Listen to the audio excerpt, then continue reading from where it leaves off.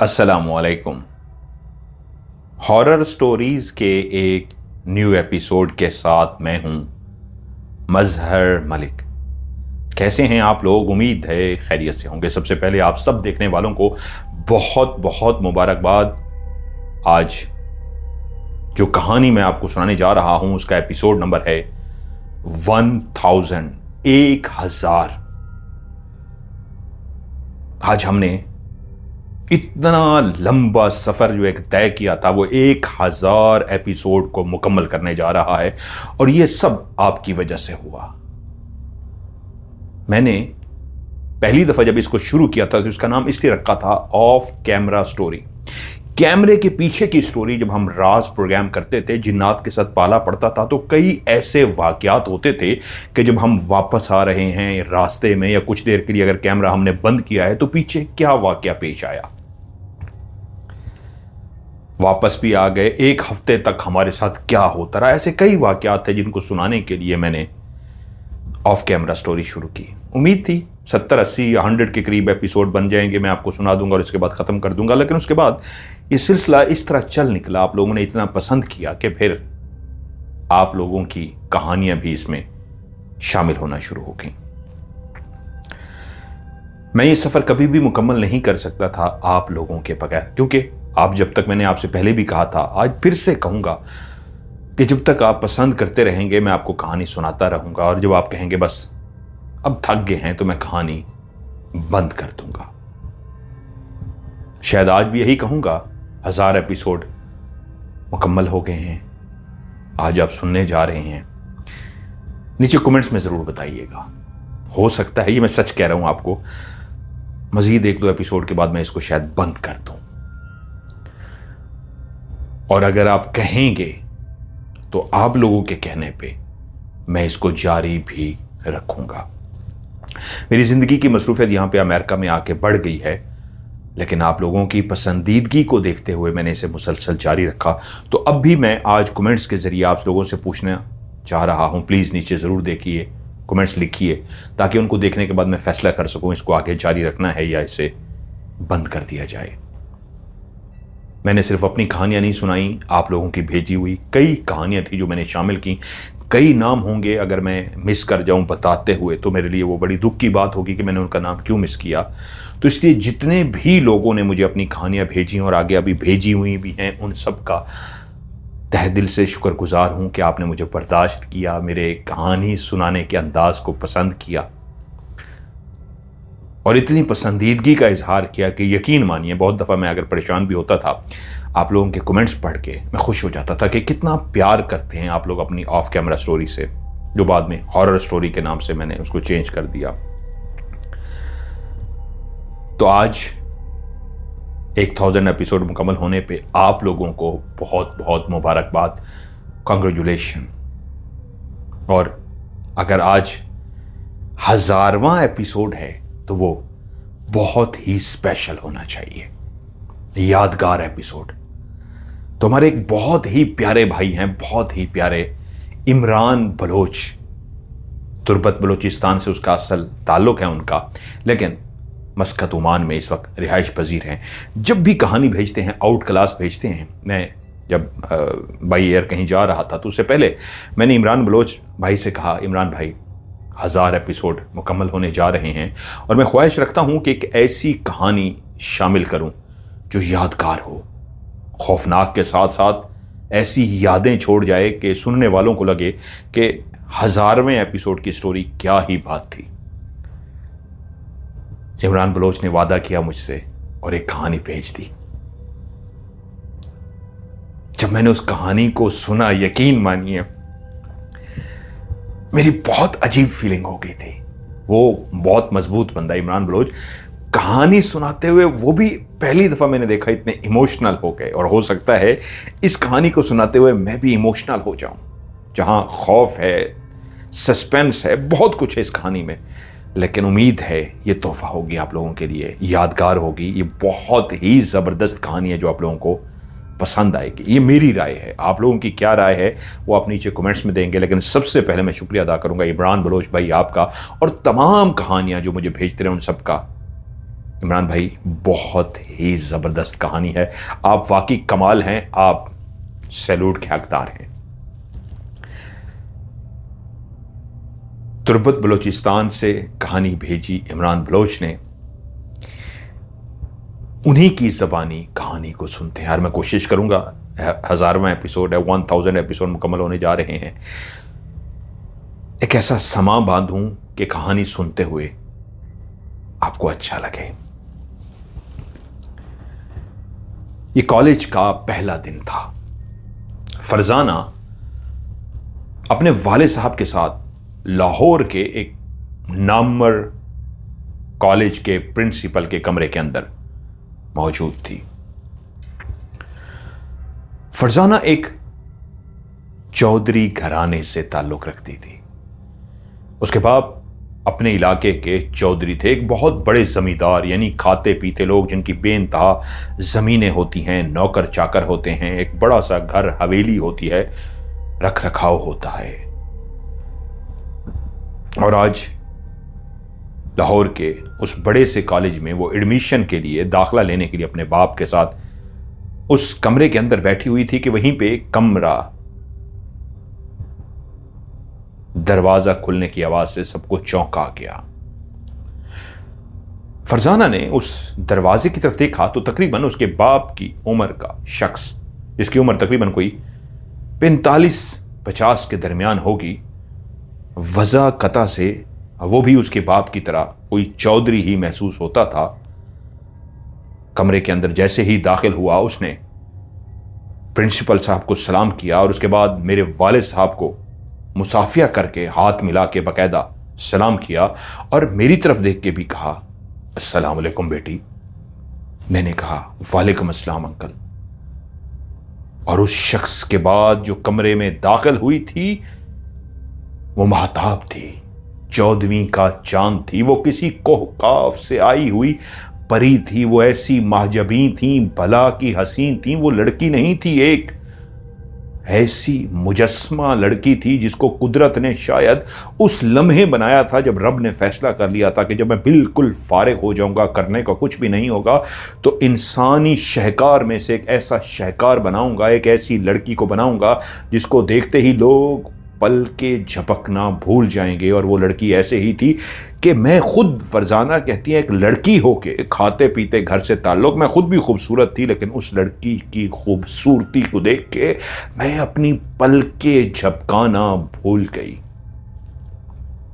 Sir से पैर तक वो नाजुक सी गुड़िया, वो हसीनो जमील, गोरी चिट्टी, बड़ी बड़ी आंखें, उसके होंठ कुदरत ने इस अंदाज में पिंक लिपस्टिक लगा दी थी जो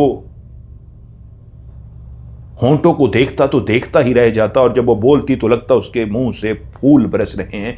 ये बड़ी बड़ी आंखें और ऐसा सत्वानाक गोल सा चेहरा, कमर पे लंबे से बाल।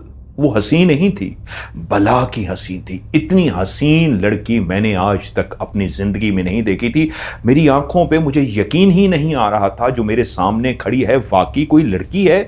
नहीं नहीं, ये कोई परी है। वो वाकई बहुत बहुत बहुत हसीन थी कि मैं कुछ देर पल के झपकाना भूल गया और फिर मुझे एहसास हुआ मैं एक लड़की को ही देख रही हूं, संभालूं अपने आप को, क्या हो गया है मुझे। कि तभी मैं होश में आई जब वो लड़की सलाम करते हुए मेरी साथ वाली कुर्सी पर बैठ गई। जैसे ही मेरी कुर्सी पे बैठी तो उसी वक्त मुझे अंदाजा हुआ मैं कितनी खुशकिस्मत हूं कि वो लड़की जिसको मैं देखकर आंखें झपकना भूल गई थी बिल्कुल मेरे पास बैठी है। मैं लड़की हो के फख्र कर रही थी कि ये लड़की मेरे साथ बैठ गई है, मेरे लिए ये भी फख्र की बात है। उसने काला लिबास पहन रखा था। उस गोरे मुखड़े पे, उस चांद से चेहरे गोरे चेहरे पे वो काला लिबास जच रहा था। दुबली पतली सी उस काले लिबास में मलका, शहजादी, जो भी नाम दूं उसके ऊपर कम लगते हैं, वो उससे बढ़ के थी।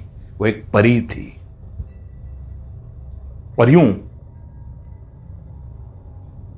मेरे वाले साहब और मेरे साथ बैठी उस परी के वाले साहब आपस में हम कलाम हुए और बातों का सिलसिला ऐसा निकला कि दोनों को ये सुनकर एक दूसरों की बातों से अंदाजा हुआ कि दोनों ही चौधरी घराने से ताल्लुक़ रखते हैं। मेरे वालिद साहब ने कहा अच्छा, आप फलां इलाके के हैं, आप उनके साहबजादे हैं। और इसी तरह उन्होंने भी कहा अच्छा, मैं भी आपको जानता हूँ, आपके भी तो वालिद साहब का बहुत बड़ा नाम है।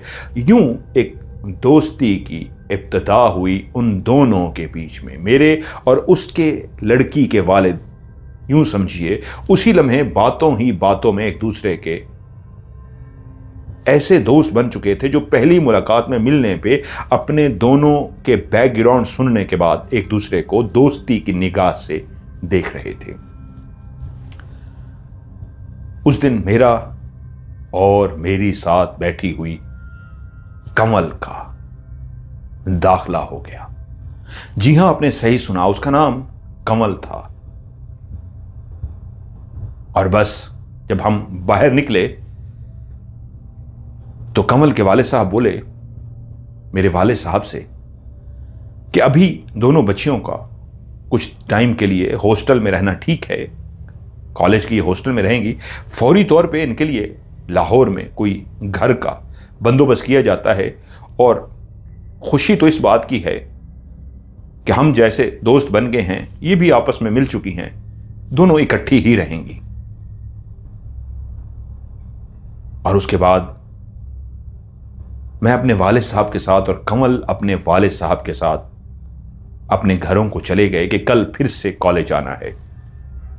मैं खुश थी कि कल मैं कॉलेज जाऊंगी और उस महजबीन को, उस परी को, उसको काफ की परी को जिसके सिर्फ पर नहीं थे, बाकी सारी खूबसूरती उसके अंदर मौजूद थी। तितलियों के से रंग भरे थे उसके चेहरे पे।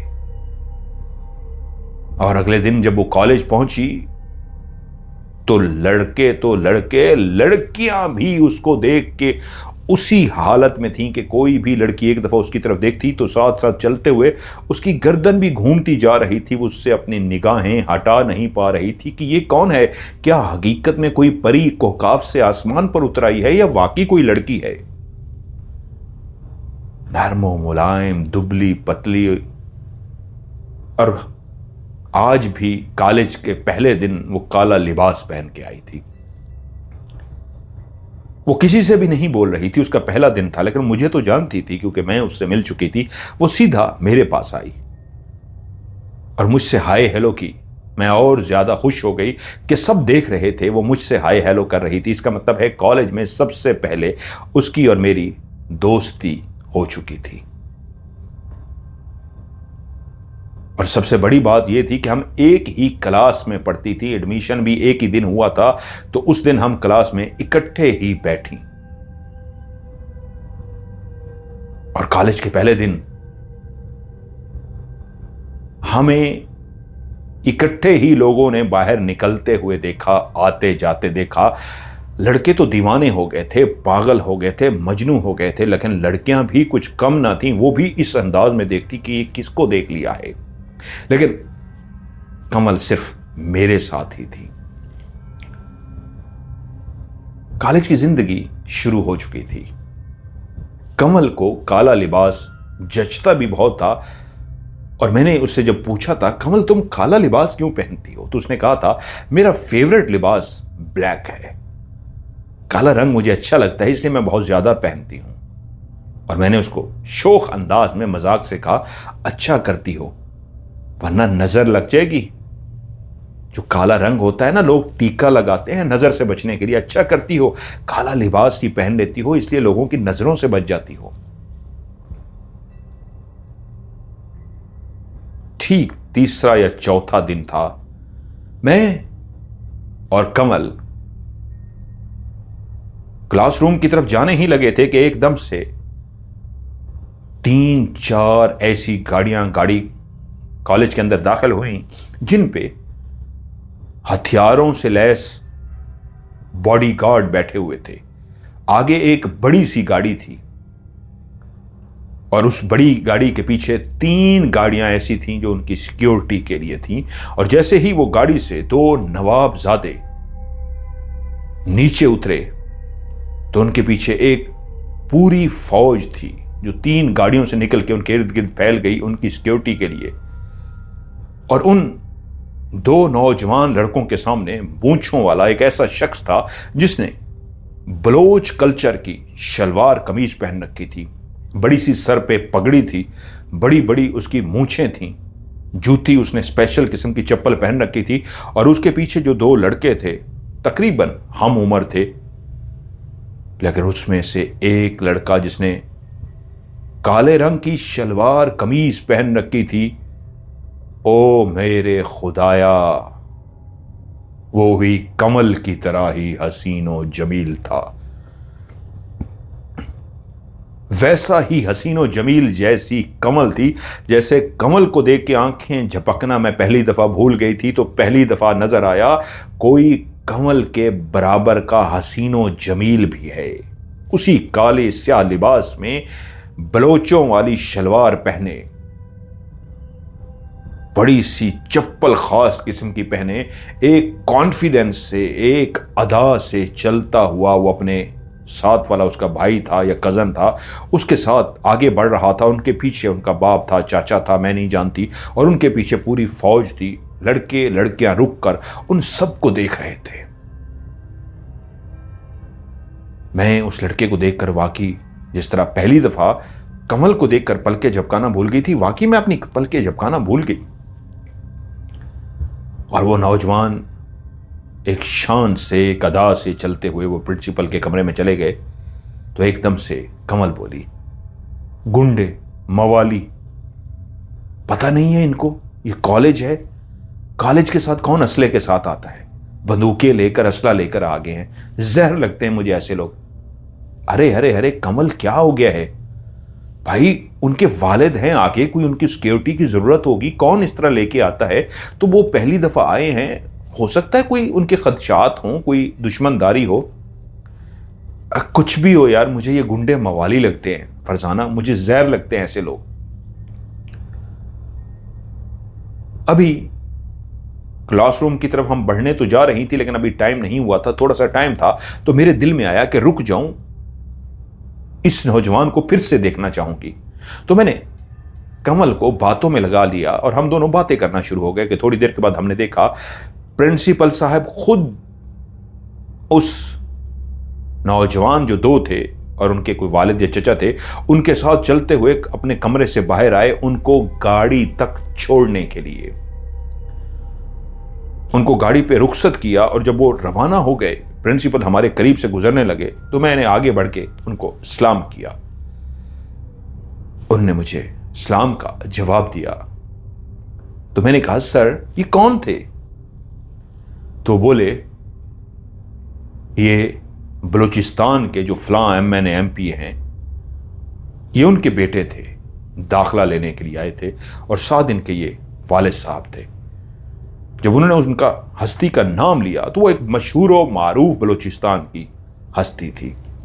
ये एक सच्ची कहानी है तो इसलिए नामों को फर्जी रखा गया है, क्योंकि बलूचिस्तान के एक बहुत बड़े सियासी घराने की कहानी है। तकरीबन 1980 के ऊपर नीचे की ये कहानी है, सच्ची कहानी।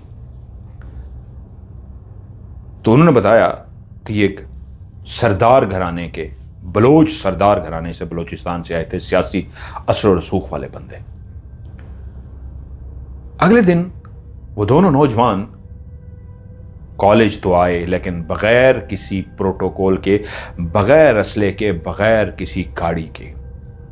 वो दोनों जब पैदल चलते हुए आए तो फिर से वही मंजर था, लड़के और लड़कियां रुक रुक कर उनको देख रहे थे, लेकिन वो एक शान अदा से इस अंदाज में चलते हुए आगे बढ़ रहे थे। सीने उनके चौड़े थे, सीना सीधा किए हुए, गरूर से नहीं, एक कॉन्फिडेंस से चलते हुए आगे बढ़ रहे थे। लेकिन हैरत की बात यह थी कि उनकी निगाहें झुकी हुई थी। अरे क्या बात है भाई, कैसे डैशी लग रहे हैं भाई, क्या बात है, चाल में क्या कमाल है। कमल बोली, तुम्हारा दिमाग तो नहीं फरजाना खराब हो गया? ये गुंडे मवाली लोग पहले दिन कल देखा नहीं कैसे आए थे और तू उनकी तारीफें कर रही है?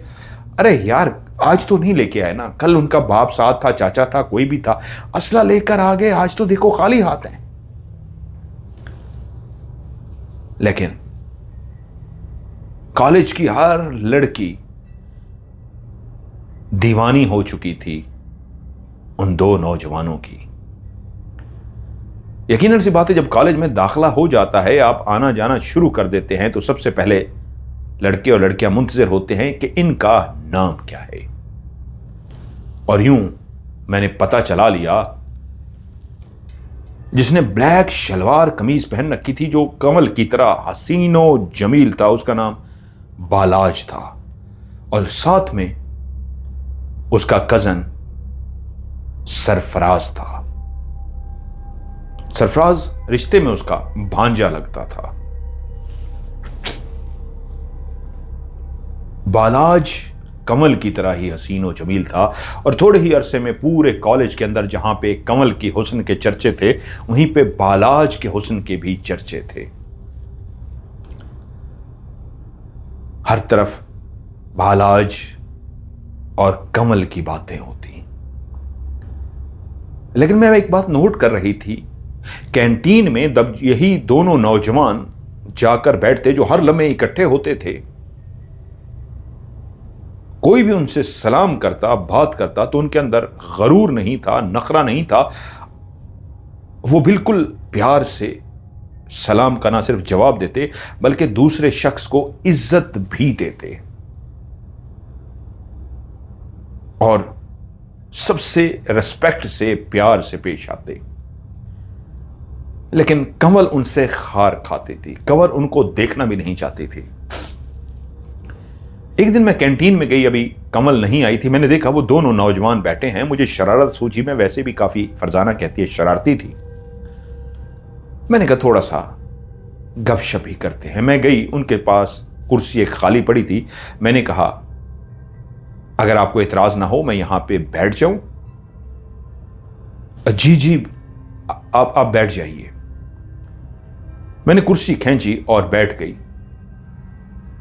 तो उसी वक्त बालाज बोला, मेरी बहन आप बैठ सकती हैं, आपको पूछने की जरूरत नहीं है। मैंने कहा बहन, आपको ये कहने की क्या जरूरत थी? क्यों, क्या मेरे अंदर आपको क्या ऐसा महसूस हुआ कि क्या मैं आपके साथ कुछ ऐसा वैसा कहने आई हूं? हाँ, मैं जानती हूं आप मेरे भाई हैं, तो ये आप जब भाई हैं तो मैं आपकी बहन ही हूं, ये कहने की जरूरत नहीं है। नहीं नहीं, मैंने वैसे कहा है। तो मैंने कहा अच्छा भाई ये बताइए कहां से हैं आप? अब मैं उनको जज करना चाह रही थी। ये बड़े फख्र से, प्राउडी अंदाज में बताएंगे, हम बलूचिस्तान के फलां इलाके से हैं, सरदार के बेटे हैं, फलां हैं फलां हैं। मुझे ये उम्मीद थी कि बालाज बोला हमारा ताल्लुक बलूचिस्तान से है। अच्छा, बलूचिस्तान से, किस फैमिली से? और उसके बाद उन दोनों ने एक दूसरे की तरफ देखा, लेकिन कोई खास जवाब ना दिया। ये नहीं कि वो फख्र से बढ़ चढ़ के अपने बैकग्राउंड के बारे में बताना ही नहीं चाहते थे। मैंने काफी देर उनसे बातें की, लेकिन उन्होंने कहीं पे भी ये महसूस नहीं होने दिया कि पीछे से वो बहुत बड़े खानदान से हैं। तो मैंने उनसे कहा भाई मैं इस कॉलेज में बहुत कुछ जानती हूं। मैंने इधर उधर देखा और कहा मैं जासूसी करती हूं, जो कोई भी नहीं जानता वो मैं जान लेती हूं। तो वो दोनों मुस्कुरा पड़े कि ये तो बहुत अच्छी बात है। इतनी देर में कमल आ गई और मुझे उनके पास जैसे ही बैठा हुआ देखा तो जोर जोर से आवाजें देना शुरू हो गई, फरजाना फरजाना। मैंने कहा अच्छा भाई चलती हूं, ये कहा और चलती हुई फरजाना के पास, कमल के पास जाकर बैठ गई। और वो गुस्से से बोली यार तू उधर क्या कर रही थी? मैंने कहा बैठी हुई थी, वो अकेले बैठे हुए थे तो मैं जाकर बैठ गई। मैंने कहा सुनो तो सही, क्या जरा शोखियां मारते हैं, डैश मारते हैं, हम यूं हैं यूं। अरे यार उन्होंने तो कुछ कहा ही नहीं, वो तो बताने को तैयार ही नहीं है, पीछे से कहां से हैं। तुझे पूछ के क्या करना है, ऐसे गुंडे मवालियों के पास बैठते हुए तुझे अच्छा लगता है? कमल यार ये कहां गुंडे मवाली हैं, इतने अच्छे तो हैं। बैठते ही मुझे बहन कहा कोई बात नहीं कि तुम्हें पता नहीं किस चीज की उनसे यार इतनी नफरत है। उन्हीं दिनों कॉलेज की लड़कियों ने आपस में शर्त लगाई। एक लड़की ने कहा ये जो खूबसूरत सा नौजवान है बालाज, मैं इसके साथ शर्त लगा के कहती हूं, मोहब्बत का चक्कर चला के दिखाती हूं। लग गई शर्त। लड़कियां इस तरह शर्त लगाती हैं। तेज सा ग्रुप सा, तेज सी लड़कियां थी, उन्होंने शर्त लगा ली। और जैसे ही शर्त लगी, वो लड़की बालाज के पास पहुंची। मुझे आपसे एक बात करनी है। सरफराज और बालाज इकट्ठे बैठे हुए थे। वो अपनी जगह से खड़े हो गए इज्जत में उस लड़की और कहा, जी प्लीज। और वो लड़की जब बैठ गई तो एहतरामन वो भी बैठ गई। जी बोलिए, क्या कहना है आपको? मैं जानती हूं आप मेरी बात का यकीन नहीं करेंगे, लेकिन ये सच है। मैंने जब से आपको देखा है, मैं आपकी दीवानी हो गई हूं। मुझे आपसे मोहब्बत हो गई है और आपके बगैर मैं आप रहने का तस्वुर भी नहीं कर सकती। मैं दिल से आपको प्यार करने लगी हूं और आप मुझे ना मिले तो मैं जिंदा नहीं रहूंगी। वो बड़ी मॉडर्न लड़की थी, खाते पीते घर से थी, कॉन्फिडेंस लेवल अच्छा था, खूबसूरत भी थी और वो इस अंदाज में बोली जा रही थी। लहजा इस अंदाज का था जैसे वाकई बालाज से प्यार करने लगी हो। वो ड्रामा कर रही थी। जब वो हाले दिल कह चुकी और खामोश हुई कि अब बालाज की बारी है, वो क्या जवाब देता है, तो बालाज ने मुख्तसर सा जवाब दिया, मैं जरूर आपसे शादी कर लेता अगर मैं पहले से शादीशुदा ना होता। मैं शादीशुदा हूं और 5 बच्चों का बाप भी हूं। अब जब मेरे 5 बच्चे हो गए हैं तो मैं कैसे किसी और के साथ शादी कर सकता हूं? इसलिए मैं आपसे माजरत करता हूं। बड़े एहतराम से, रिस्पेक्ट से उसने जवाब दिया। उस लड़की ने पूरी कोशिश की, लेकिन उसने फिर से वही जुमला दोहराया, मेरी बहन, मैं आपको बहन ही कहूंगा। जब मैं हूं ही शादीशुदा, बच्चों का बाप हूं, तो कैसे किसी और से शादी करूं? वो लड़की नाकाम हो के लौट गई, शर्त हार गई। लेकिन कमल एकदम से बोली, कैसे झूठ बोलता है, लगता है ये बाप होगा 5 बच्चों का, झूठ बोल रहा है। मैंने पहले कहा था ना, गुंडा मवाली है, झूठ ही बोलता है। और ये बात पता भी हमें चल गई थी, उसने झूठ बोला था। क्योंकि अगली दफा उनको अकेला देख के फिर से मुझे मौका मिला और मैं सीधी उन दोनों के पास पहुंच गई। क्योंकि आज फिर से कमल नहीं थी, अगर कमल साथ होती मैं उनके पास नहीं जा सकती थी। मैंने उनसे जाके कहा, आज मैंने पूछा नहीं, जैसे आपने कहा था बैठ गई हूं, मैंने पता करा लिया है। आपने उस लड़की से कहा है ना मैं 5 बच्चों का बाप हूं, शादीशुदा हूं, आपने झूठ बोला है। आपकी कोई शादी नहीं हुई। आप बलूचिस्तान के उस सियासी घराने से ताल्लुक रखते हैं। मैंने बालाज की तरफ इशारा किया। आपकी जो वालदा हैं, उनके भाई, आपके मामू एक बहुत बड़े सरदार हैं और ये उनके बेटे हैं। और उनके बारे में जो मैंने प्रिंसिपल साहब से सुना था वो उनको बता दिया। वो दोनों चौंक कर इस तरह मेरी तरफ देखने लग गए कि जैसे उन्हें यकीन ना आ रहा हो कि ये कैसे जानते हैं, क्योंकि किसी को भी उन्होंने हवा नहीं लगने दी थी। और मैंने फातिहाना मुस्कुराहट के साथ कहा, मैंने कहा था ना, मैं सब कुछ जान लेती हूं, मुझसे कुछ नहीं छुपा रह सकता, सब कुछ मुझे पता होता है।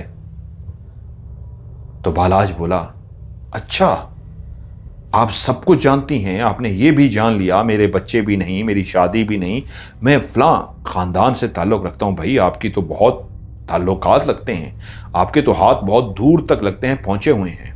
मैंने कहा हाँ, मेरी पहुंच बहुत दूर तक है। तो मुझसे बोले, अच्छा ये छोड़िए, ये बताइए आप क्या लेंगी, चाय कॉफ़ी या कुछ खाना लेना चाहेंगी? और वो ये इज्जत, चाय कॉफ़ी खाना सबके लिए था। जो भी उनके पास जाकर बैठता तो वो ना सिर्फ पूछते थे, अगर कोई कहता तो उसके लिए मंगवाते भी थे और बिल खुद पे करते थे। अपनी अमारत कहीं पे किसी को दिखाते नहीं थे, लेकिन आजिज़ी इनकसारी जहां उनके अंदर थी, वहीं पे इखलाक भी ऐसा कमाल का था कि खाने पीने हर तरह के मामलात में आगे बढ़ चढ़ के हिस्सा लेते थे। अभी बातों का सिलसिला शुरू ही था कि फिर से कमल आ गई और फिर उस तरह गुस्से में मुझे बुलाना शुरू हो गई। और मैं उठकर कमल के पास चली गई और फौरी मुझसे बोली, तू फिर उस गुंडे मवाली के पास गई थी? मैंने कहा, यार कमल एक बात बता, तू उसे गुंडा मवाली क्यों कहती है? तूने उसके अंदर क्या देख लिया है? हाँ, वो पहले दिन अपने बाप के साथ आए थे या चचा के साथ आए थे, तो वो एक सरदार घराने से हैं, बहुत बड़े सियासी घराने से, एमएनए एमपीए के घराने से हैं, तो उनके लिए तो सिक्योरिटी हर वक्त होती है। तो ऐसे लोगों की सिक्योरिटी के लिए तो बंदे मौजूद होते हैं, तो इसमें गुंडा मवाली वाली क्या बात। इन दोनों को कभी देखा है असले की नुमाइश करते हुए, अपने आप को फील कराते हुए, अपने बैकग्राउंड को बताते हुए? तो सादगी से रहते हैं, हर वक्त उनकी निगाहें नीचे होती हैं। उनको चलते हुए देखा है, जब भी चल के कहीं जा रहे होते हैं, दोनों की निगाहें नीचे जमीन की तरफ होती हैं, किसी की तरफ आंख उठा के भी नहीं देखते। और यार तू उनको हर वक्त गुंडा मवाली कहती है। अच्छा छोड़, पहले आज तू मुझे बता, तुझे इतना गनों से नफरत क्यों है? तो एकदम से वो खामोश हो गई, और मैंने भी ठान ली थी, शरारती थी, कि मैं जान के रहूंगी। मैंने कहा नहीं कमल, मैं यार तुझसे पूछ के रहूंगी, मुझे बता मसला क्या है। तो फिर उसने मुझे बताया। मैं उस वक्त 7-8 साल की थी, उस वक्त भी ऐसे ही हसीन और जमील थी। मेरे डैडी से तो मिल चुकी हो, वो एक बहुत बड़े जिम्मेदार हैं तुम्हारे बाप की तरह। हमारी बहुत जमीनें हैं, मिलना मिलाना है। और वहीं पे ही एक पास का जो गांव है, उस गांव के चौधरी के साथ मेरे बाप की बहुत अच्छी दोस्ती है। बहुत पहले से वो बहुत अच्छे दोस्त हैं। उसके यहां जिस लम्हे एक लड़का पैदा हुआ था, उसी वक्त मेरे बाप के यहां मैं पैदा हुई थी। उस लड़के का नाम उन्होंने अल्ताफ रखा था। और जब मैं 8 साल की थी और अल्ताफ मुझसे 2-3 साल बड़ा था, तो उसी वक्त हम दोनों के वालिदैन ने बैठ के हमारी तकदीर का फैसला कर दिया कि इन दोनों की हम आपस में शादी करेंगे। यानी अल्ताफ मेरा मंगेतर बन गया। मैं ना समझ थी, 8 साल की थी, बड़ी होती गई, और जब जवान हुई, समझ बूझ आई, तो पता चला मैं एक ऐसे शख्स के मंगेतर बन चुकी हूं जिससे मेरी शादी होनी है, जो एक इंतहाई ऐसा घटिया शख्स बन चुका है जिसे ना बोलने की तमीज है, ना उसने तालीम हासिल की है, जाहिल गंवार, और सबसे बड़ी बात वो गुंडा मवाली है। एक चौधरी का बेटा होने की वजह से, एक अमीर कबीर खानदान से ताल्लुक होने की वजह से आए रोज उसके लड़ाई झगड़े, उसने गुंडे पाल रखे हैं। जब किसी का दिल करता है उसका सर फाड़ देता है, जिसको दिल करता है उठा के गाड़ी में ले जाता है। मैं उसके बारे में कई ऐसे वाकयात सुन चुकी थी कि वो एक बिल्कुल गुंडा मवाली बन चुका है। हर वक्त अपने बंदों के साथ फिरता है जो असले से लैस होते हैं।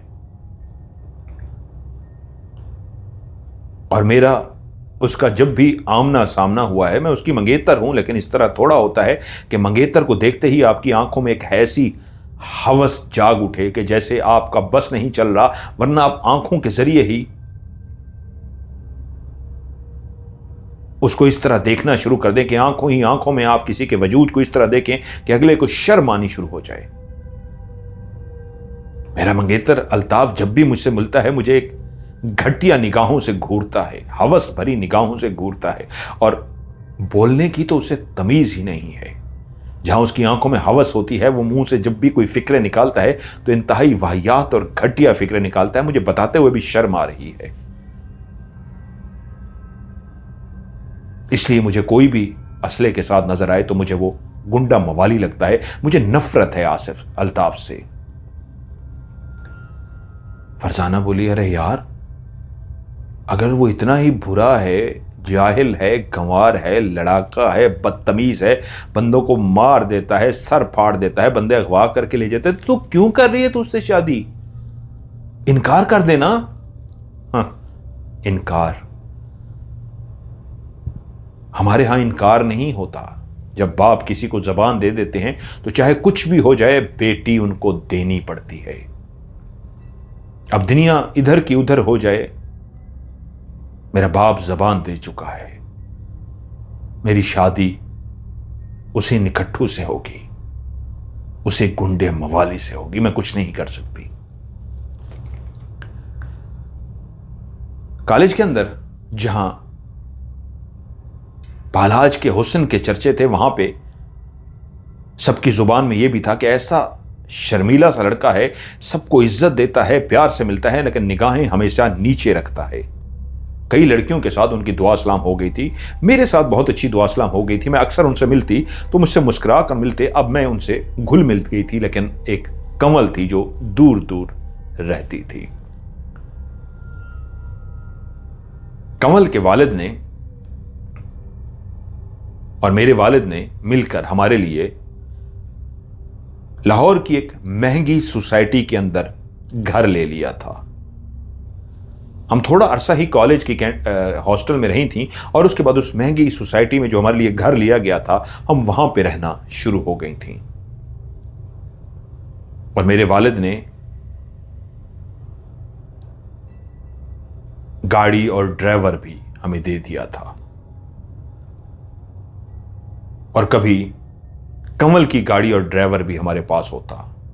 यूं समझ लीजिए, अब हमारे पास 2 गाड़ियां और ड्राइवर भी थे। हर वक्त नहीं, लेकिन कभी ना कभी हम दोनों के पास गाड़ियां मौजूद होती। ज्यादातर जो कंवल के वालिद ने ड्राइवर और गाड़ी दी हुई थी, वो ज्यादातर हमारे इस्तेमाल में रहती। ड्राइवर के साथ ही हमें कहीं पे आना जाना होता तो हम जाते जाते। और फिर हमें पता चला कि जिस उस महंगे इलाके में हमने घर लिया हुआ है, जमाल बालाज भी और उसका कजन सरफराज भी वहीं पे ही एक घर के अंदर रह रहे थे। हमारी कॉलेज की एक फ्रेंड शुमैला, जो हमारी दोस्त भी थी, वो भी वहीं रहती थी। एक दिन उसकी गाड़ी मिस हो गई और उसने सोचा आज मैं रक्शे में कॉलेज चली जाती हूं। वो जैसे ही घर से बाहर निकली कि दूर जाके कहीं रक्षा ढूंढती हूं, तो वहीं पे सामने से गाड़ी आती हुई दिखाई दी। गाड़ी जैसे करीब पहुंची, गाड़ी ने ब्रेक लगा दी। शुमैला डर से गई, मुड़ के देखा तो गाड़ी के अंदर बालाज और सरफराज बैठे थे। उन दोनों ने शुमैला को पहचान लिया था। सलाम दुआ के बाद बोले, आप यकीनन कॉलेज जा रही हैं? शुमैला ने कहा, हाँ मैं कॉलेज जा रही हूं, बस आज मेरी गाड़ी नहीं मिली तो मैं ऑटो लेने जा रही हूं। अरे तो आप हमारे साथ आ जाइए ना, हम आपको कॉलेज छोड़ देते हैं। वो हिचकिचाई कि पता नहीं कैसे हैं, गुमसुम से रहते हैं, चुप रहते हैं, मैं इनके साथ गाड़ी में बैठ जाऊं तो ये ना हो मुझे कहीं उठा के ले जाएं, रहने दो।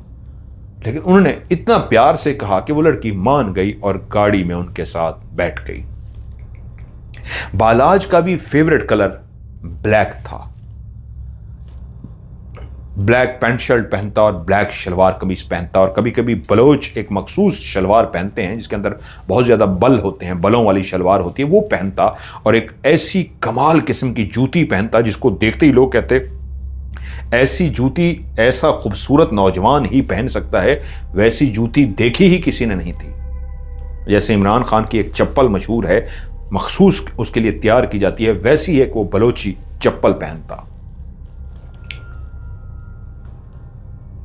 उन दोनों नौजवानों ने जब उस लड़की को गाड़ी में बिठा दिया तो लड़की गाड़ी में तो बैठ गई, लेकिन डर गई कि मैंने गलत किया है। इस गाड़ी में अब मैं बैठ तो गई हूं, अब मैं इन दोनों के मरहूने मिन्नत हूं, पता नहीं ये मेरे साथ क्या कर रहे हैं। गाड़ी जूं जूं आगे बढ़ रही थी, लड़की डरते जा रही थी, लेकिन डरते डरते आखिरकार गाड़ी जब कॉलेज के अंदर दाखिल हुई तो उस लड़की ने सुख का सांस लिया। और जो डरी हुई थी उसे यकीन हो गया, नहीं भाई ये तो वाकई बहुत अच्छे हैं। और शुमैला ने उतरते हुए ये बात मुझे और कंवल को भी बताई कि भाई मैं तो डरी हुई थी, लेकिन यार उनने तो बात तक भी कुछ नहीं की, सिर्फ लिफ्ट दी और कॉलेज छोड़ दिया। अरे यार ये वाकई कोई खानदानी लोग हैं, ग्रेट लोग हैं। और मैं तो पहले ही उनको भाई भाई कहकर बुलाती थी, वो मुझे बहन कहते थे, मैं उनके साथ घुल मिल गई थी, बड़ी फ्रैंकनेस हो गई थी मेरी उनके साथ। लेकिन वाहिद कंवल ही थी जो उनसे दूर दूर रहती थी। और उस दिन मैं जब बाहर निकली तो कंवल मुझसे बोली, यार मुझे लगता है कि बालाज जैसा नजर आता है वैसा है नहीं। मैंने कहा क्या मतलब? कि यार ये गुंडा मवाली नहीं है, मुझे लगता है ये अच्छा लड़का है, बुरा नहीं है। मैंने कहा यार मैं तो कब का तुझे कह चुकी हूं, तू तो खामखा उसको बुरा बुरा कहना शुरू हो गया, बुरा लड़का नहीं है। और उस दिन हैरत की बात यह रही कि जब मैं, सरफराज और बालाज इकट्ठे बैठे थे, कंवल हमें ढूंढती हुई आई तो कंवल भी सीधी उसी टेबल की तरफ आ गई जहां पे हम लोग बैठे थे। बालाज और सरफराज भी देखकर चौंक गए, क्योंकि बालाज भी खूबसूरत था, हसीन था, जवान था। सरफराज भी बहुत खूबसूरत था, लेकिन दोनों जानते थे कंवल उनसे दूर दूर रहती है, उनके करीब भी नहीं आती। और जब कंवल उनके करीब आज कुर्सी घसीट कर बैठ गई तो वो दोनों भी चौंक गए कि ये कैसे हो गया। कंवल जो उनको ना पसंद करती थी, आज कैसे आके बैठ गई। ना सिर्फ वहां पे आके बैठ गई और हाय हेलो भी की, तो वो भी दोनों खुश होकर बैठे, खुश होकर बात की। और मैंने भी कहा, अरे वाह, आज कंवल आ गई। और बातों का सिलसिला शुरू हो गया। जब वहां से उठे तो मैंने कंवल से पूछा, कंवल खैर है, तुम कैसे आ गई? उसने कहा, यार अब मुझे अच्छा लगने लगा है, लड़का बहुत अच्छा है। मैंने भी इसे गौर से देखा, इसकी निगाहें झुकी रहती हैं, ये सबसे मोहब्बत से पेश आता है, ये वाकई कमाल लड़का है। और उसके बाद फिर हम चारों अक्सर बैठना शुरू हो गए। कंवल भी हमारे साथ होती। मैं सरफराज को और बालाज को भाई कहती। गपशप का सिलसिला यूं ही जारी था। अब कॉलेज के दिन जब बढ़ते जाते हैं तो आप घुल मिल जाते हैं, तो बेहतरीन ताल्लुक कायम हो जाते हैं। सो मेरे वो दोनों भाई थे, वो मुझे बहन कहकर मुखातिब करते थे। बालाज और एक दिन सरफराज कैंटीन पे आए तो मैं उदास बैठी हुई थी, यानी फरजाना बिल्कुल उदास बैठी थी, परेशान सी बैठी थी। वो दोनों आकर बैठे तो वो ऐसी ख्यालों में गुम थी कि उनको अंदाजा ना हुआ फरजाना को कि वो दोनों बैठ चुके हैं। तभी बालाज बोला, हेलो हेलो। तो वो चौंकी, क्या हुआ सिस्टर, ठीक तो हो? परेशान नजर आ रही हो। नहीं नहीं कुछ नहीं। अरे बताओ तो सही, क्या हुआ है? उन्होंने जब बहुत ज्यादा पूछा तो फरजाना ने बता दिया कि मेरे वालिद साहब, जहां पे हमारा गांव है, उसी ज़मीनें जहां पे हमारी ख़त्म होती हैं, उन ज़मीनों के साथ जो दूसरी ज़मीनें शुरू होती हैं, उस इलाके का जो चौधरी है वालिद साहब को बहुत धमकियां दे रहा है और ज़मीन हथियाने की कोशिश कर रहा है। आप जानते हैं ना, मेरा भाई कोई नहीं है, मैं अपने बाप की अकलौती बेटी हूं। काश भाई होता तो बाप के साथ खड़ा होता। अब मैं क्या कर सकती हूं बाप के लिए? अम्मी ने बताया है कि वालिद साहब बहुत परेशान हैं, उनको धमकियां मिल रही हैं, वो जमीन हथियाना चाहता है। बस इतनी सी बात पे मेरी बहन परेशान है। इतनी सी बात? बालाज भाई, ये इतनी सी बात है? अरे क्यों परेशान होती हो, सब ठीक हो जाएगा, परेशान मत हो। ठीक एक हफ्ते बाद वालिद साहब की कॉल आई और उन्होंने कहा, मैं हैरान हूं, पता नहीं क्या हुआ है। जो धमकियां दे रहे थे वो आए हैं, उन्होंने माफिया मांगी हैं, पांव पे हाथ रखा है और कहा है जो जुर्माना हर्जाना कहते हैं वो भी देने को तैयार हैं। हमें माफ कर दें, हमें नहीं पता था कि आपके ताल्लुकात इस हद तक ऊपर हैं, और आपने जिनसे कहलवाया है हमारा तो पूरा खानदान डरता है उनसे, और वो माफी मांग कर चले गए हैं। और मैं हैरान हूं, ये किसने किया है, क्या किया है? फरजाना ने उस दिन कॉलेज में बालाज को रोका और पूछा, बालाज भाई आपने किसी को कहलवाया था क्या? तो बालाज ने कहा, हां मेरी बहन परेशान थी। तो ये कैसे हो सकता है मैं अपनी बहन की परेशानी को दूर ना करूं? मसला हल हुआ है कि नहीं? थैंक यू बालाज भाई, आज डैडी की कॉल आई थी, वो बहुत खुश थे, मसला हल हो गया है। ये हुई ना बात, हमारी बहन खुश होनी चाहिए। चलो आज हमें फिर कॉफी पिलाओ इस खुशी में। हाँ हाँ चले चले। उसने जाके कॉफी पिलाई और अपने बाप को फोन किया, यहाँ पे मेरे एक भाई बने हुए हैं। और उसने बालाज का, सरफराज का तारुफ कराया कि बलूचिस्तान के इलाके के वो सरदारों के बेटे हैं, मैंने उनसे कहा था और उन्होंने ही, कहते हाँ तभी वो डरे हैं। अल्लाह खुश रखे उस नौजवान को। बाप ने दुआएं दी। कंवल इस बात से और इंप्रेस हो गई। अब बातों का, मुलाकातों का तो सिलसिला जारी था। कंवल बालाज को पसंद करने लगी थी, एक परी, एक शहजादे को पसंद करने लगी थी। और मुझे उसने एक दिन कहा, यार फरजाना, मुझे नहीं पता कब मुझे बालाज से प्यार हो गया। यार मैं उससे प्यार करने लगी हूं। मेरा बस नहीं चलता, मैं जब तक उसे देख ना लूं मुझे सुकून नहीं मिलता। उसके सामने जाते ही मैं अपनी आंखें झुका लेती हूं। मैं इजहार नहीं कर सकती, तुझे पता है ना मैं बहुत शर्मीली हूं। लेकिन यार मुझे उससे शदीद प्यार हो गया है। अरे वाह, छुपी रुस्तुम निकली मेरी दोस्त कमल। प्यार कर बैठी चुपके चुपके और हमें हवा भी ना लगने दी। अच्छा, तो आप कमल साहिबा हमारे भाई बालाज से प्यार करने लगी हैं। चलें हम देखेंगे, भाई से कभी सिफारिश कर देंगे आपकी। अरे नहीं नहीं यार, उसको नहीं बताना। अरे प्यार भी कभी छुपता है, आज नहीं तो कल पता चल ही जाएगा। और उधर बालाज ने यही बात सरफराज से कही। यार सरफराज, मुझे नहीं पता, मुझे कमल से प्यार हो गया है। क्या बालाज, तू ये क्या कह रहा है? हाँ यार, मेरा बस नहीं चल रहा मेरे ऊपर। तू जानता है ना मैंने हमेशा अपनी निगाहें नीचे रखी हैं, लेकिन प्यार पे भी कभी बस चला है। यार मैं उससे बेइंतहा प्यार करने लगा हूं और ये मेरे बस में नहीं है। यार तू जानता है हमारा कबीला इस बात को सुन के परेशान हो जाएगा। यार वो बहुत आगे की बात है, फिलहाल मुझे नहीं पता, मैं उससे प्यार करने लगा हूं। अब जब दोनों आमने सामने आते तो अपनी निगाहों को इस तरह झुका कर रखते कि दोनों को महसूस तक नहीं हुआ था कि एक दूसरे को प्यार करते हैं।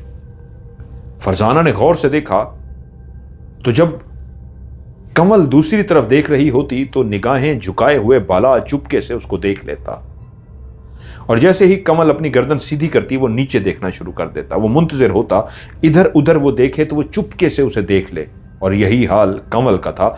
कमल भी बालाज की तरफ उस वक्त देखती थी जब वो इधर उधर देख रहा होता था। दोनों इस अंदाज में एक दूसरे को नहीं देख सकते थे क्योंकि जानते थे कि अगर निगाहें निगाहों से टकरा गई तो राज खुल जाएगा, भेद खुल जाएगा, आंखें चुगली खा देंगी कि आंखों में तो मोहब्बत है। लेकिन दोनों अपनी मोहब्बत को छुपाए हुए थे। हमारा अब मिलना मिलाना इतना था, कॉलेज के अलावा भी हम बाहर घूमने फिरने जाते थे। इलाका वही था, एक लाहौर का मशहूर महंगा इलाका जहां पे वो भी रिहाइश पजीर थे, हम भी थे। यूं बाहर भी हम घूमते फिरते, कॉफी पीने जाते, खाने पीने जाते, हम हर जगह पे इसी तरह इकट्ठे ही थे। एक दिन गाड़ी में हम चारों बैठे हुए थे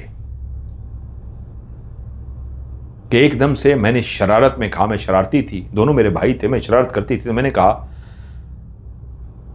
आज एक ऐलान सुन लीजिए। तीनों मेरी तरफ मुतवज्जो हुए, कमल भी, वो दोनों भी। हाँ क्या हुआ? हमारी मलकाए आलिया, हमारी दोस्त कमल किसी को दिल दे बैठी है, किसी से प्यार कर बैठी है। चर्र की आवाज आई और गाड़ी को ब्रेक लगा दी। गाड़ी बालाज चला रहा था, गाड़ी को जैसे ही ब्रेक लग गई एकदम से दोनों पीछे मुड़े। अरे वाह, किससे किससे प्यार कर बैठी हैं ये? सरफराज की आवाज आई। हमारी दोस्त मलका आलिया कमल कॉलेज के एक ऐसे नौजवान से प्यार कर बैठी हैं जो हसीनो जमील है होने के साथ साथ हमारा यानी फरजाना का वो भाई भी है और कॉलेज का अकलौता हसीनो जमील लड़का है। ये जैसे ही कहना था सरफराज मुस्कुराया और बोला, फिर हम भी एक ऐलान करते हैं, मेरा कजन बालाज भी एक लड़की से प्यार कर बैठा है। जहां मुझे कमल रोक रही थी, बाजू से पकड़ रही थी कि यार तू क्या कर रही है, क्या कर रही है, ना कर, इसी तरह बालाज भी उसे रोकना शुरू हो गया। अरे यार सरफराज क्या कर रहा है, ना करना। वो बोल के ही रहा और उसने कहा, नहीं नहीं मैं भी बताऊंगा, मेरा कजन एक लड़की से प्यार कर बैठा है जो बेइंतहा कॉलेज की हसीनो जमील लड़की है, अकलौती कॉलेज की हसीन लड़की, और सबसे बड़ी बात मेरी यानी सरफराज की वो बहन है। और मैंने कहा मजाक में तालियां, और मैं और सरफराज तालियां बजाना शुरू हो गए और वो दोनों चुप से कर गए। गाड़ी रवाना हो गई। तभी जब हम गाड़ी से बाहर निकले, मैंने कहा, सरफराज भाई, आज हम दोनों भाग जाते हैं, इन दोनों को अकेला करते हैं और आप भी उसे कहें, मैं कमल से कहती हूं, ये इजहार तो करें एक दूसरे के साथ। ये कैसी मोहब्बत हुई? देखा था गाड़ी में भी दोनों के सर नीचे झुके थे। ये तो एक दूसरे से कहते भी नहीं है, ऐसे शर्मीले। आज के दौर में भी कोई ऐसा शर्मीला होता है? चलें हम चलते हैं, इनको कहते हैं ये आज मोहब्बत का इजहार करें। मैंने कमल से कहा और सरफराज ने बालाज से कहा और हम दोनों खिसक लिए। कमल हसीनो जमील लड़की कॉलेज की और हसीनो जमील कॉलेज का लड़का बालाज आमने सामने बैठे थे, खामोश, लफ्जों का चुनाव नहीं कर पा रहे थे कि एक दूसरे से मोहब्बत का इजहार कैसे करें। लेकिन हमारे माशरे में पहल तो फिर भी लड़के को करनी होती है। तो बालाज ने शर्माते शर्माते हिम्मत की और कहा, मुझे नहीं पता इजहार कैसे करते हैं, ना मैंने कभी जिंदगी में इजहार किया है, क्योंकि जिंदगी में इससे पहले कभी ऐसी फीलिंग ही नहीं हुई मेरी। जिंदगी में पहली दफा हुआ है कि मेरी ऐसी फीलिंग हुई है। इन फीलिंग का इजहार कैसे करते हैं मुझे नहीं पता, बस मुझे यह पता है, मैं जब तक आपको देख ना लूं मुझे चैन नहीं मिलता। कमल की आवाज आई, मेरी भी यही हालत है, मैं भी जब तक आपको देख ना लूं मुझे चैन नहीं मिलता। पहली दफा मोहब्बत का इजहार हो चुका था। उसके बाद दोनों अब एक दूसरे से मोहब्बत का इजहार करते थे, पाकीज़ा मोहब्बत। अब हम साथ होते, घूमते फिरते, इधर उधर जाते। वो दोनों जो प्रेमी बन चुके थे, एक ऐसा जोड़ा जिसको खुशकिस्मत जोड़ा कहा जाता, जो दोनों बेइंतहा बला के खूबसूरत थे कि कोई भी उस कपल को देखता तो देखता ही रह जाता। अक्सर जब हम मार्केट में जाते और वो दोनों जब ब्लैक शलवार कमीज में या ब्लैक पैंट शर्ट पहनी होती उसने और उसने शलवार कमीज पहनी होती कमल ने, कोई भी उन कपल को देखता तो देखता ही रह जाता कि लड़के की तारीफ करें या लड़की की तारीफ करें, दोनों ही बेइंतहा खूबसूरत हैं।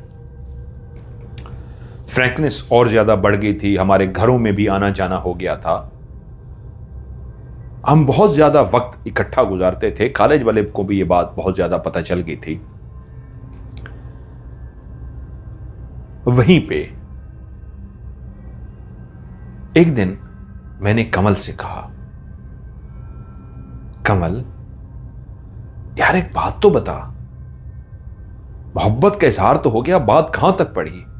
क्या क्या मतलब है बात कहां तक बढ़ी? अरे भाई, मेरे पूछने का मतलब है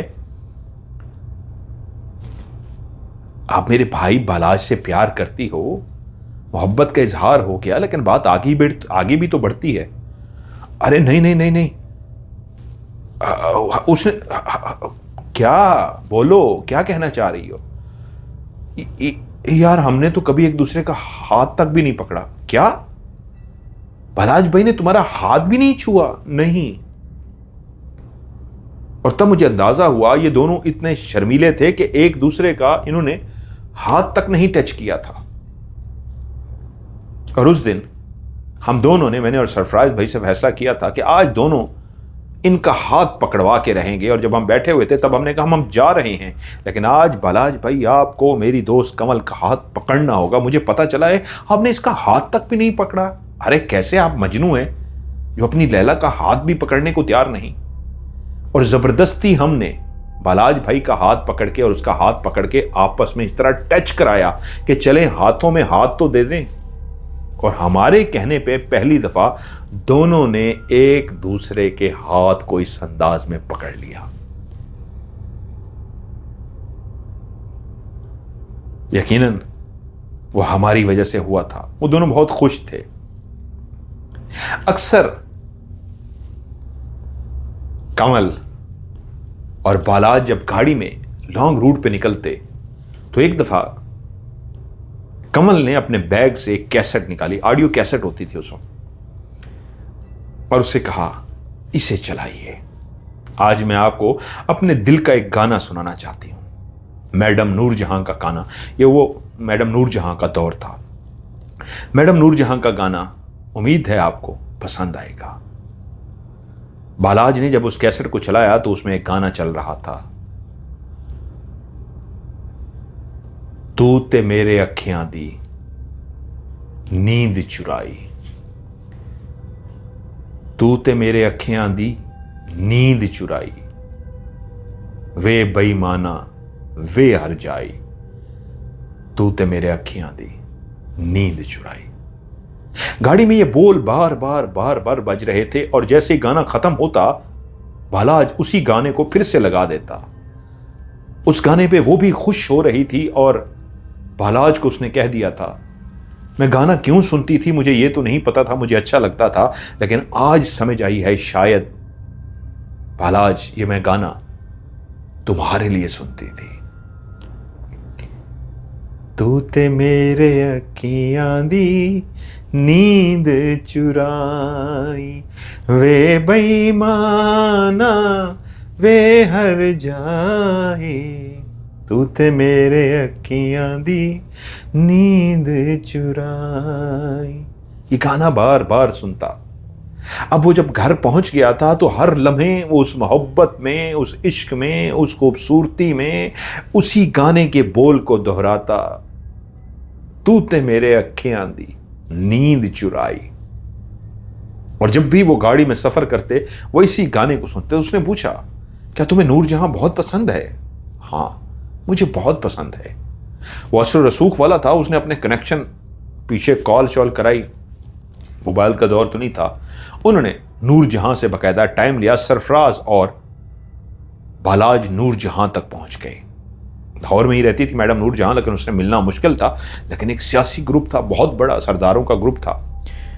जब बालाज नूरजहां से मिला तो वो मिलकर खुश हुई, उस नौजवान की खूबसूरती को देख के हैरान हुई। और वो था भी जिस बैकग्राउंड से, बहुत प्यार से पेश आई मैडम।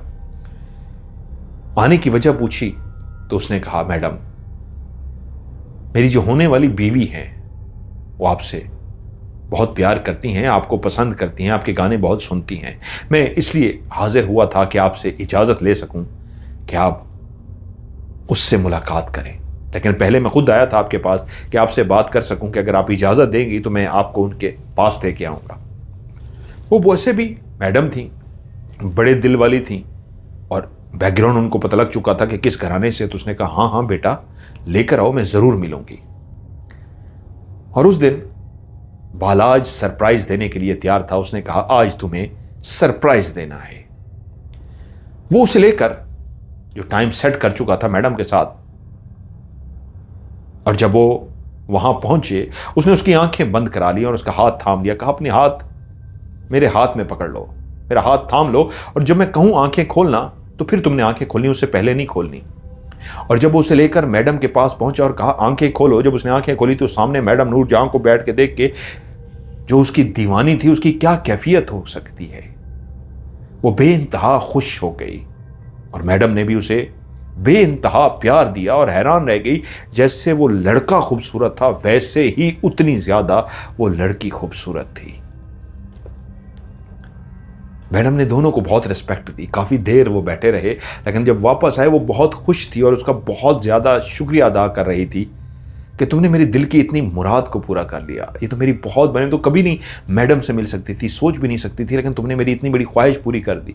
वो उसका बहुत शुक्रिया अदा कर रही थी और वो आगे से कह रहा था, तू ते मेरी अखियां दी नींद चुराई। वो दोनों बहुत खुश थे अपनी किस्मत पे कि अब वो शादी करेंगे। और उसने ये बात जब सरफराज से कही तो सरफराज ने कहा, यार ये बड़ा मुश्किल होगा। उसने कहा, मैं इसके बगैर नहीं रह सकता, मुझे इसकी शादी हर सूरत में इसी से करनी है, वरना मैं मर जाऊंगा। और फिर सरफराज ने कहा, फिर चलते हैं घर, पीछे चल के वालिदैन से बात करते हैं। वो जैसे ही अपने घर पहुंचा उसने अपनी मां से बात की, जो कबीला बाहर शादी का सोच भी नहीं सकता था। मां इस बात को सुन के भड़क उठी, ये तूने सोच कैसे लिया? नहीं, हम कबीले से बाहर शादी नहीं कर सकते, ये शादी नहीं हो सकती। अपने दिमाग से उस लड़की को निकाल दे, ये नामुमकिन है। उसने मां की बहुत मिन्नतें की, इतना मां की मिन्नतें की कि मां को हार माननी पड़ी। उसने कहा मैं डायरेक्ट तेरे बाप से नहीं कहूंगी, अपने भाई से कहूंगी, क्योंकि वो सरदार है और उसकी बात तेरा बाप भी नहीं झुठला सकता। वो अपने भाई के पास गई, सरदार को जाके कहा, वो भी भड़क उठा, ये कैसे हो सकता है। बहन थी, उसकी कैफियत बताई कि वो पागल हो चुका है। बहनें भाई से मनवा ही लेती हैं। बहरहाल उसने कितनी मिन्नत समाजत की, क्या मिन्नत तरला किया, जैसे कैसे वो अपने भाई को कायल करने में कामयाब हो गई। भाई ने कहा ठीक है, हम इसकी शादी तो कर देते हैं, लेकिन ये उस लड़की को उधर लाहौर ही रखेगा, वहीं शादी करेगा। शादी करने के बाद बेशक यहाँ पे लेके आ जाए। यहाँ पे धूमधाम से शादी की तो हमारा कबीला कैसे इस बात को बर्दाश्त करेगा। तो इसका हल यही है, बालाज से कहते हैं तालीम मुकम्मल करे, तालीम मुकम्मल करने के कुछ अरसे बाद वहीं लाहौर पे उसकी शादी कर देंगे और फिर वो अपनी बीवी को यहाँ पे लेके आए। अब रास्ता क्लियर हो चुका था, एक बहुत मुश्किल मरला तय हो चुका था। शादी के लिए मां को वो राजी करके आ गया। उधर जब ये बात कमल सी की गई कि हमने मां बाप को राजी कर लिया है, अब तुम अपने मां बाप से बात करो। कमल ने कहा मैं कैसे अपने बाप से बात करूं, मेरा बाप अल्ताफ नामी नौजवान को बचपन में ही मेरा मंगेतर बना चुका है और अल्ताफ बहुत ही बदमाश लड़ाका और बहुत ही गुंडा मवाली किस्म का बंदा है। मैं इनकार नहीं कर सकती, क्या करें। तभी भलाज ने कहा परेशान मत हो, हम इसका कोई ना कोई हल निकाल लेंगे। और खुदा का करना ऐसा हुआ,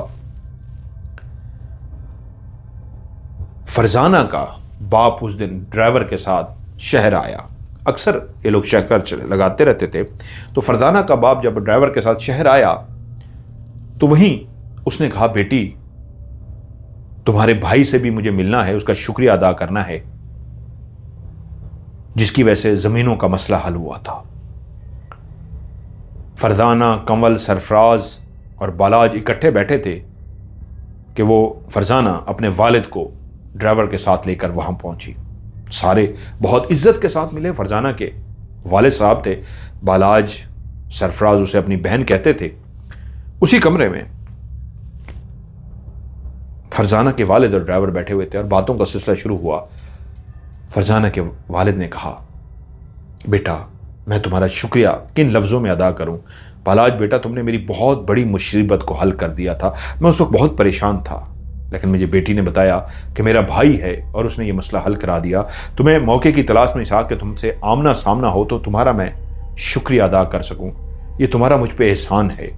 जिंदगी में कभी कहीं भी मेरी जरूरत पड़े तो मैं हाजिर हूंगा। तुम्हारा बहुत बहुत शुक्रिया। तभी सरफराज के दिमाग में एक ख्याल आया। उसने कहा अंकल ये शुक्रिया वाली बात तो नहीं है, लेकिन अगर एक काम। और वो चुप कर गया। हाँ हाँ बोलो बेटा क्या काम है बताओ मुझे। वो दोनों चुप कर गए। तो फरजाना बोली बाबा कमल के वालिद आपके दोस्त हैं ना। हाँ हाँ बहुत अच्छे दोस्त हैं, मेरा उनसे मिलना जुलना रहता है, राब्ता रहता है। तो क्या आप उनको एक काम कह सकते हैं। बोलो बेटी कौन सा काम। फरजाना ने कहा बाबा आप कमल के बाप को तैयार कीजिए शादी के लिए। कमल की वो कहीं बचपन में ही मंगनी कर चुके हैं, लेकिन वो लड़का जाहिल है, गंवार है, लड़ाका है, बदतमीज है।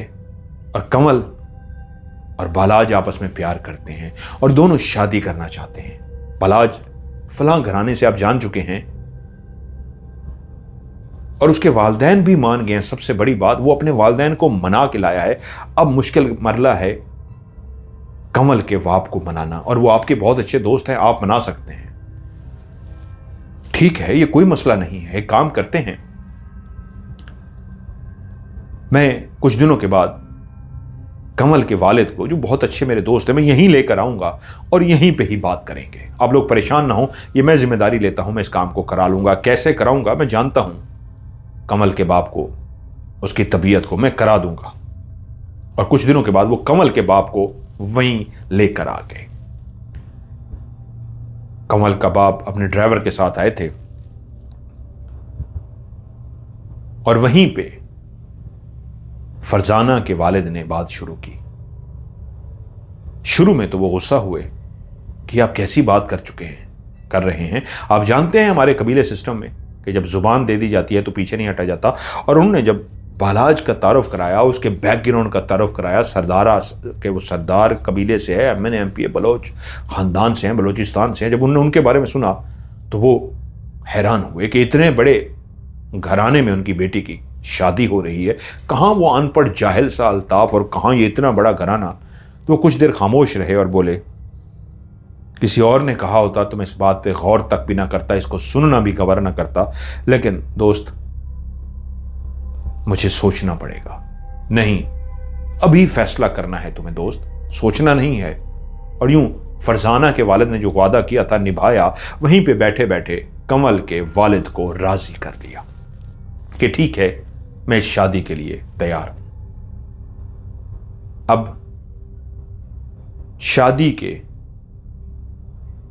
फैसला यह हुआ, जैसे ही अभी ये इनकी तालीम मुकम्मल होने वाली है उसके चौथे या पांचवें दिन बाद इनकी शादी कर दी जाएगी। फौरी तौर पे अब वो फारिग होने वाले थे कॉलेज से, तभी तो वो शादी का सोच रहे थे। दोनों के वालिदैन मान चुके थे। अब बस एक गाना था जो हर वक्त गुनगुना रहा था, बालाज तू ते मेरे अखियां दी नींद चुराई, वे बेईमाना वे हर जाई, तू ते मेरे अखियां दी नींद चुराई। वो दोनों हवाओं में उड़ रहे थे, बेइंतहा खुश थे कि फरजाना का वालिद और कमल का वालिद रवाना हो गए। अब वो दिन जब उनके कॉलेज की छुट्टियां शुरू हो गई, वो इम्तिहानों से फारिग हो चुके थे। अब 4 दिनों के बाद उनकी शादी होने वाली थी। उसी दिन कमल का वालिद बालाज से, सरफराज से मिलने के लिए आया अपने ड्राइवर के साथ और कहा, फलां तारीख क्या ख्याल है, शादी के लिए फिक्स कर दी जाए, क्योंकि मैंने अभी तक किसी को नहीं बताया था। आज पहले आप लोगों से पूछने आया हूं कि आज से 4 दिन बाद की जो तारीख है, क्या ख्याल है, शादी के लिए कैसी रहेगी। सरफराज और बालाज ने फौरी तौर पे हाँ कर दी। बिल्कुल ठीक है, हम अपने वालिदैन को भी इतला कर देंगे, वो 4 दिन से पहले पहले पहुंच जाएंगे और 4 दिन के बाद हम शादी करेंगे। वो शादी की ही तारीख के लिए आए थे, तारीख फाइनल कर दी गई। वो अपनी बेटी से मिले, उसका माथे पे सर पे बोसा लिया खुशी खुशी कि मैं अब गांव में जाके तैयारियां करता हूं, सबको बताता हूं, यहीं शहर में ही शादी करेंगे और बाद में गांव में भी धूमधाम से अनाउंस करेंगे। वो रवाना हो गए। आज जिंदगी में पहली दफा कमल इतनी खुश थी कि झूमते हुए, ना चाहते हुए भी, जो एक दूसरे का हाथ नहीं पकड़ सकते थे, वो आगे चलती हुई गई और जाकर सामने खड़े हुए बालाज के सीने से लग गई। गले नहीं लगी, जैसे कोई अपने हाथ ऐसे नीचे करके सीने से टच हो जाता है, मोहब्बत के मारे वो उसके सीने से टच हो गई और उसने अपनी बाहों में ले लिया। 4 दिन बाद वो उसकी बीवी बनने वाली थी। वो बहुत खुश थे। कितनी ही देर वो ऐसे खड़े रहे और मैं और सरफराज बाहर चले गए। और थोड़ी देर के बाद अंदर से एक आवाज आ रही थी, उसी नूर जहां के गाने की, तू ते मेरे अखियां दी नींद चुराई। वो कितनी ही देर जब हम वापस गए उसी अंदाज में खड़े हुए थे कि थोड़ी देर के बाद जब हम अंदर गए, हमने खंगार के गला साफ किया कि हम आ गए हैं, तो अलग हुए, बैठ गए। बातों का सिलसिला जारी था कि शाम हो गई थी, फोन की घंटी बजी। फोन सुना गया। इतला आई थी कमल के वालिद जो गांव वापस जा रहे थे, उनको रास्ते में अल्ताफ ने गोलियां मार कर कत्ल कर दिया था। और यह खबर कमल के लिए एक कयामत थी। अल्ताफ इस खबर से वाकिफ हो चुका था कि वो उसकी शादी कहीं और करने जा रहे हैं। ये सुन के उसने तैश में आके कंवल के बाप को गोलियों से छलनी कर दिया था, मार दिया था। कंवल धाड़े मार कर रोना शुरू हो गई। वो अभी कुछ देर पहले जिस कमरे में वो गाना गुनगुनाया जा रहा था, जो गाना टेप पे बज रहा था, मुसलसल कानों में एक आवाज आ रही थी, तूते मेरे अखियां दी नींद चुराई, और वो दोनों एक दूसरे से जुड़ के खड़े हुए थे। वहां पे अब मातम शुरू हो चुका था। तभी बालाज ने कहा, अपने आप को संभालो। उसने कहा, नहीं, मुझसे कंट्रोल नहीं हो रहा। वो रात रोते हुए गुजर गई और सुबह ड्राइवर ने कहा, बीबी जी क्या हुक्म है, आप साथ चलना चाहेंगी या मैं अकेला जाऊं? क्योंकि ड्राइवर पहले से दिया हुआ था, ड्राइवर भी, गाड़ी भी वहां मौजूद होती थी। तो ड्राइवर ने कहा, बड़े साहब तो अल्लाह को प्यारे हो गए, उनके कफन दफन का करना है, तो आप चलना चाहेंगी या मैं जाऊं? तो बोली, नहीं, मैं चलूंगी साथ। तो बालाज बोला, रुको, तुम अकेली नहीं जाओगी, वो अल्ताफ तुम्हें नुकसान पहुंचा सकता है, क्या हो सकता है, मैं भी साथ चलूंगा। उस वक्त सरफराज वहां मौजूद नहीं था। फरजाना ने कहा, फिर ये अकेली नहीं जाएगी, मैं साथ जाऊंगी। क्योंकि कमल बोली थी, बालाज, मैंने बाप को खोया है, मैं तुम्हें नहीं खोना चाहूंगी। मैंने कहा था ना, अल्ताफ गुंडा मवाली है, बहुत ही घटिया शख्स, वो कुछ भी कर सकता है, मुझे उससे डर था।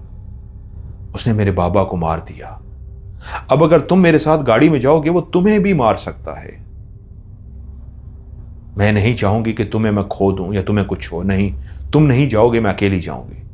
तभी फरजाना ने कहा, रुको, मैं साथ जाऊंगी, तुम अकेली नहीं जाओगी। सही कह रही हो, बालाज भाई को नहीं जाना चाहिए, वो इनको नुकसान पहुंचा सकता है।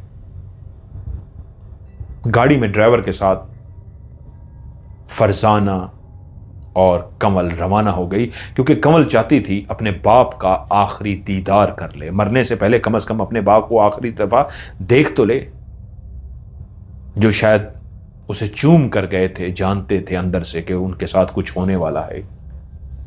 गाड़ी वहां से रवाना हो गई। थोड़ी देर के बाद सरफराज पहुंचा और कहा, कमल कहां है? बालाज ने कहा, वो अपने बाप के दीदार के लिए रवाना हो गई है। क्या यार बालाज, तूने क्या किया? ये तूने उसको अकेला भेज दिया, जानता भी है वहां पे वो अल्ताफ है और फरजाना, वो दोनों अकेले चले गए यार, उनको रोकना चाहिए था। रुको, मैं कुछ करता हूं। वो भागा कुछ बंदोबस्त करने के लिए। कंवल और फरजाना पीछे बैठी हुई थी, ड्राइवर गाड़ी चला रहा था। वो गांव के उस रास्ते से दाखिल हुए जहां पे एक नहर सी थी और नहर के ऊपर एक पुल सा बना हुआ था, वाहिद एक रास्ता गुजरने का। जैसे ही पुल के ऊपर से गाड़ी चढ़ी और नीचे उतरी, एक कलाशनकोफ के ब्रस्ट मारा गया, तर तर तर तर तर तर तर तर, और गाड़ी जो स्पीड में थी एकदम से और आहिस्ता हो गई। सामने रोड के दरमियान खड़े हुए अल्ताफ को कंवल ने देख लिया था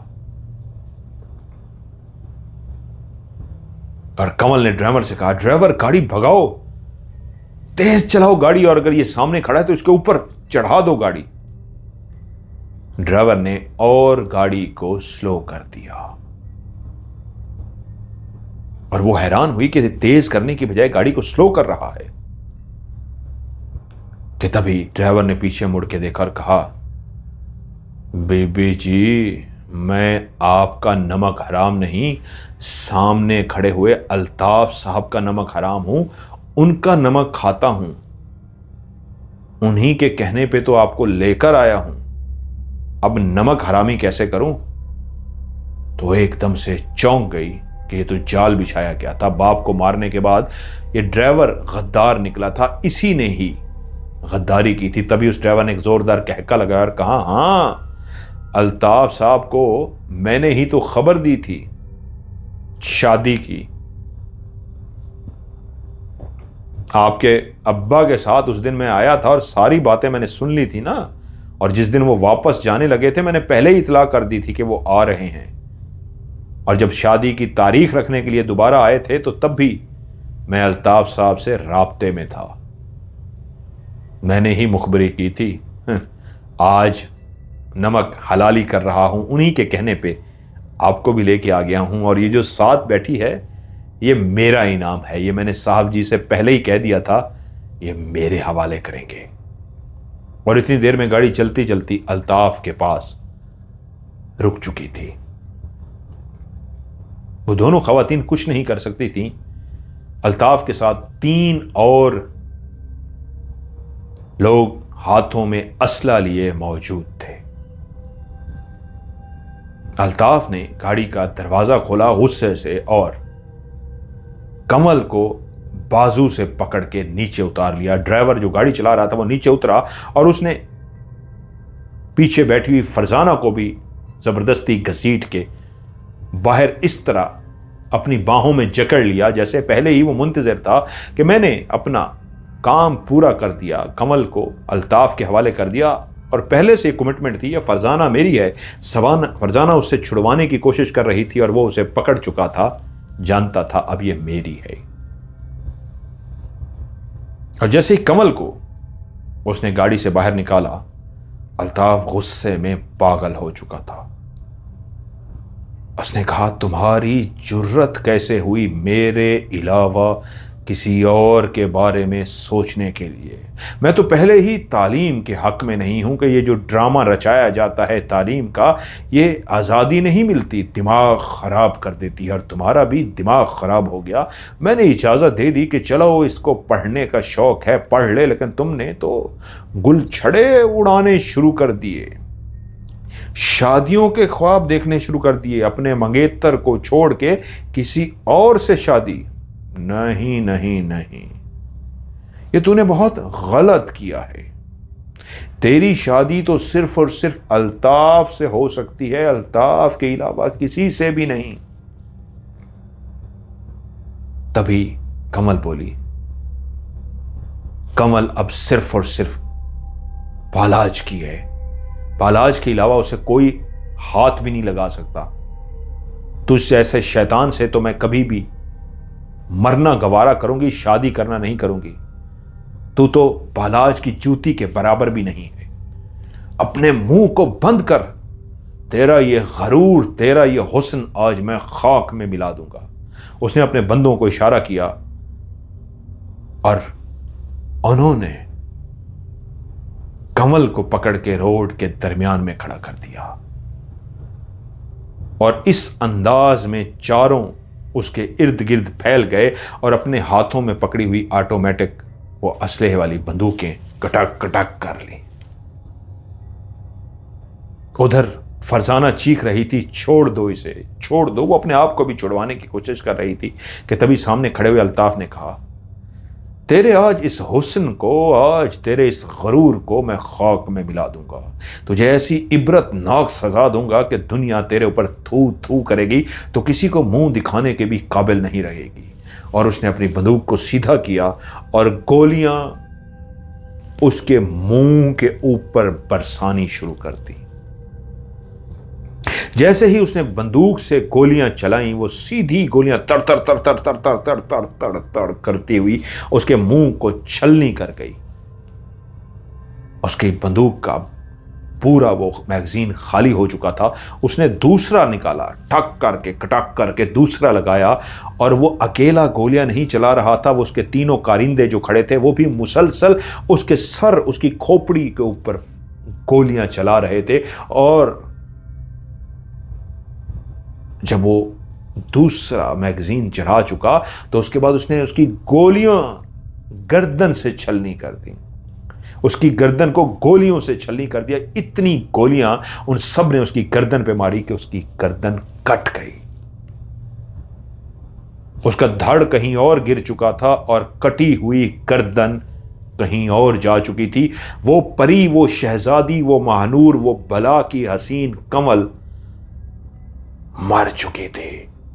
और इतना उसके चेहरे पे और गर्दन पे गोलियां मारी गई थी कि गोलियों की वजह से उसकी गर्दन कट गई थी। उसका चेहरा कितना खौफनाक और भयानक हो चुका होगा, कोई सोच भी नहीं सकता था। वो वजूद तड़पना बंद हो गया था। कमल मर चुकी थी, लेकिन कहानी खत्म नहीं हुई थी। यहीं से तो कहानी शुरू होने जा रही थी। किसी की जिंदगी चलती है तो कहानी चलती है, और कभी जब जिंदगी का इख्तिताम होता है तो एक और भयानक खौफनाक कहानी उसमें से जन्म लेती है। हां, आप लोग समझ रहे होंगे, सोच रहे होंगे, कमल तो मर गई, कहानी तो खत्म हो गई। नहीं, अभी तो कहानी शुरू हुई थी। अभी तो कहानी शुरू हुई थी। आगे क्या होने जा रहा था और आगे क्या हुआ, यह सब कुछ आप कल पार्ट 2 में सुनेंगे।